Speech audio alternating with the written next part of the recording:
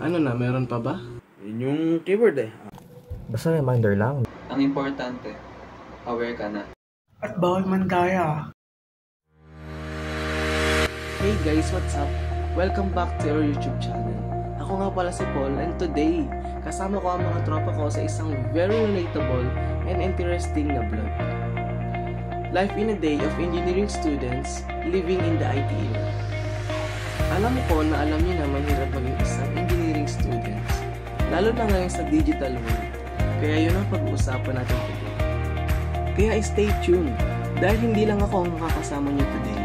Tatawagin ko na ang isa ko sa mga tropa para explain kung anong meron sa vlog nito. Yo, ako naman si JD. So, ganito yan. So, ang focus natin ngayon today is yung daily routine ng mga engineering students sa panahon ng IT era or sa panahon ngayon. As in yung mga struggles, challenges, pati na rin kung paano tayo nabubuhay sa mundo na sobrang digital ngayon. Siyempre, di lang naman puro ron to. Mag-share din kami ng mga insights na baka may solution na swak para sa inyo.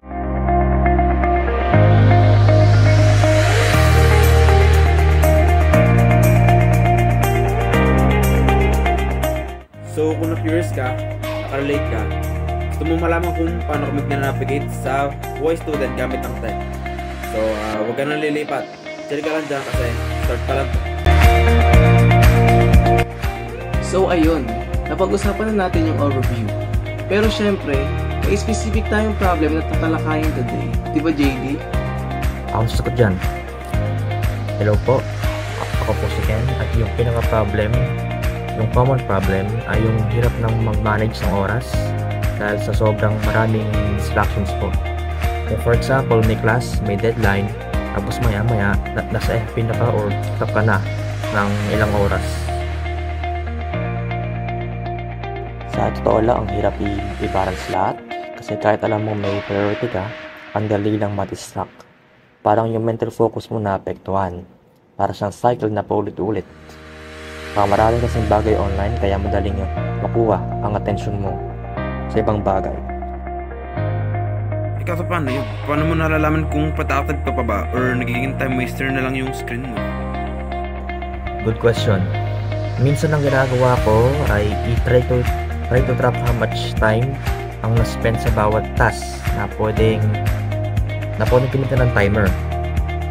So minsan nawawala na yung oras, so need talaga ng self-awareness sa mga ganitong bagay sa online.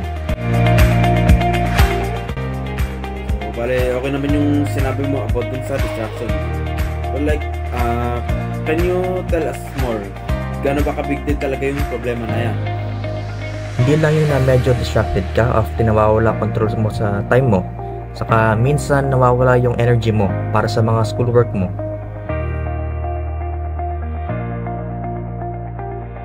So for example, mag-start ako sa day para mag-focus sa study ng ng oras para tapusin ng isang task.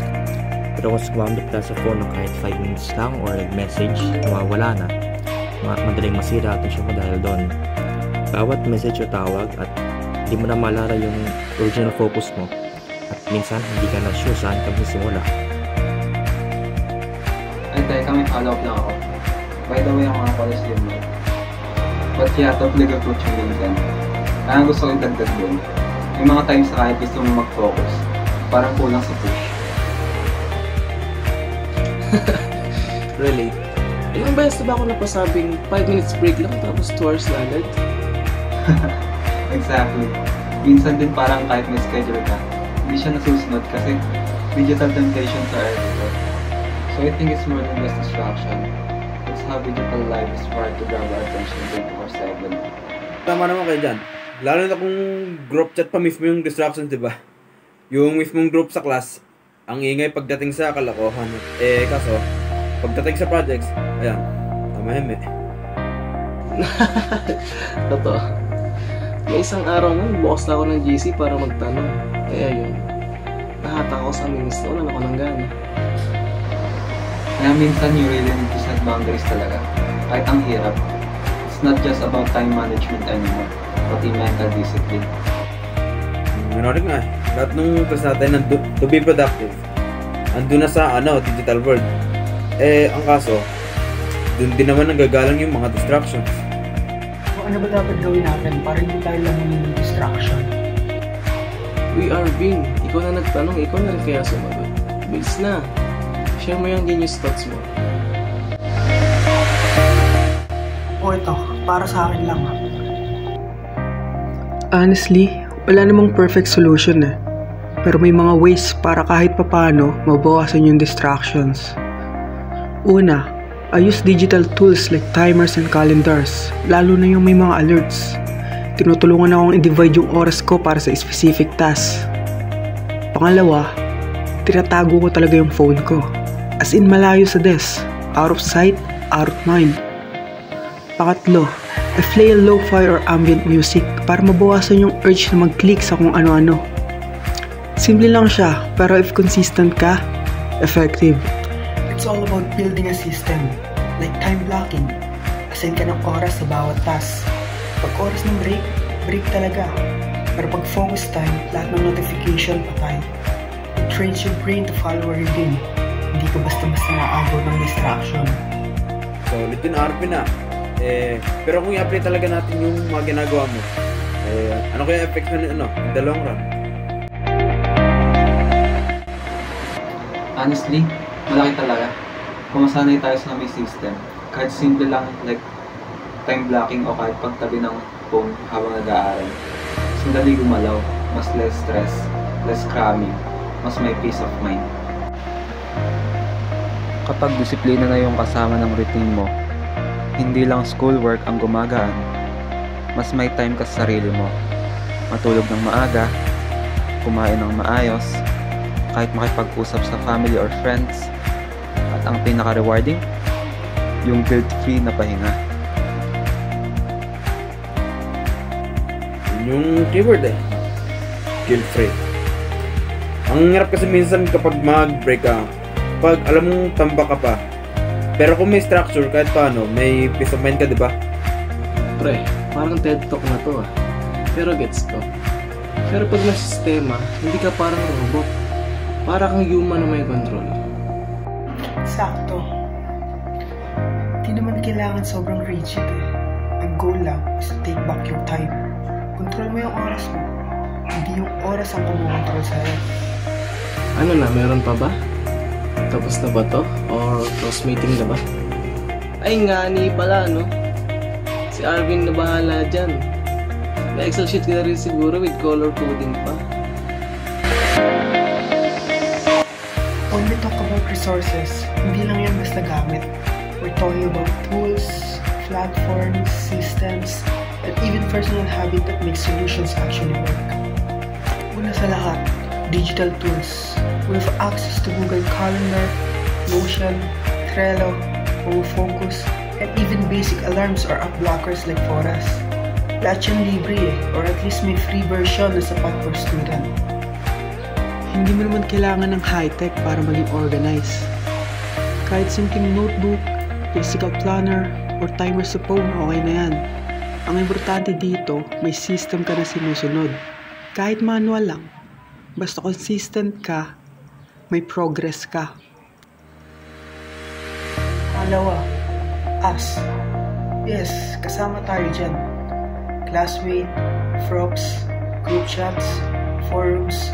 Kung marunong ka magtanong at mag-collaborate, malaking resources na yan Wala namang masamang humingi ng tulong. Actually, yun yung sikreto kung bakit mas gumagaan yung workload. Tama. Minsan, isang tanong lang sa GT tapos buo na yung sagot.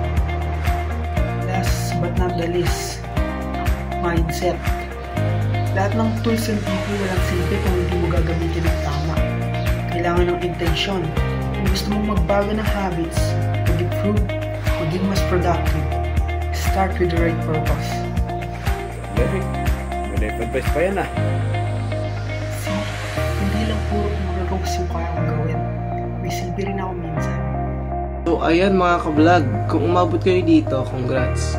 Nakasurvive kayo sa isang buong episode na may halong asaran, tech talk, at syempre hindi mawawala ang productivity tips.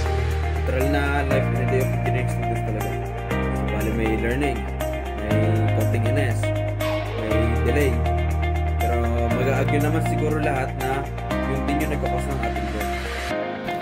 As a reminder lang, medyo messy ang online life, pero kung kalmado ka, kaya namang ayusin. So, di kailangan perfect, basta may progress lang. Kahit gano'ng parang ka sa plano mo, kung wala kang drive or at least effort na gawin, hindi rin siya upa.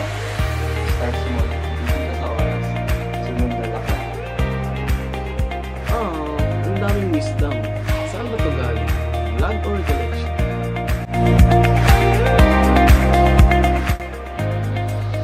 Now, syempre, hindi to complete nang walang challenge para sa inyo. Challenge time. I-track mo yung screen time mo for one whole day.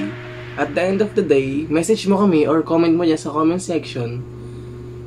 Productive or panic? At bawal mandaya. Kami nga umamin dito eh. Kayo paya. Kung productive ka, good. Kung hindi, punta ka naman tayo ulit next time. Ang importante, aware ka na. That's the first step. This has been Engineering Vlog Squad. AKA, mga antok pero productive. Bye guys!